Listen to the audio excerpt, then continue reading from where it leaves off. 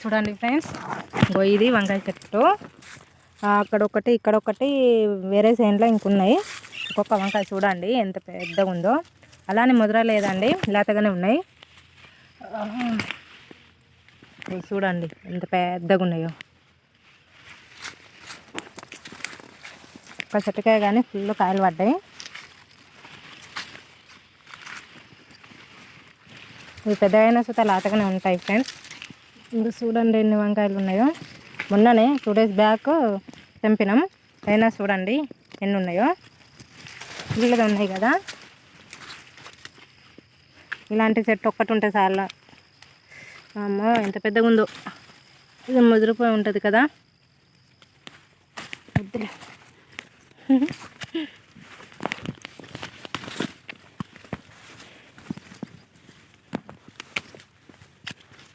అమ్మో అమ్ముకోవచ్చు, ఒక్క చెట్టు ఉన్నా చాలు మనకు.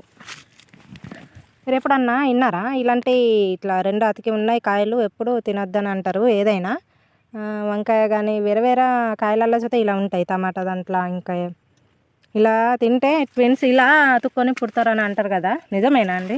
తెలిస్తే కామెంట్ చేయండి. నాకైతే బాగానే ఉన్నాయి, పుచ్చిపోయినాయి.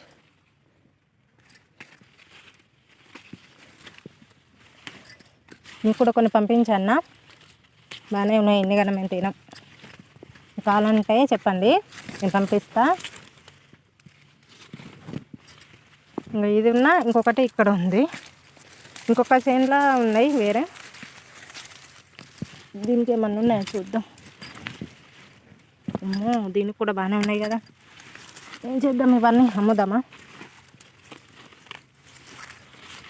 ఇంకెవరికన్నా కావాలంటే చెప్పండి, పంపిస్తా.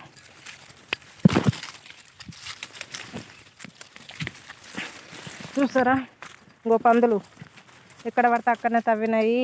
ఒకదాన్ని ఇలా ఉండాలంటేనే భయంగా ఉంది నాకైతే.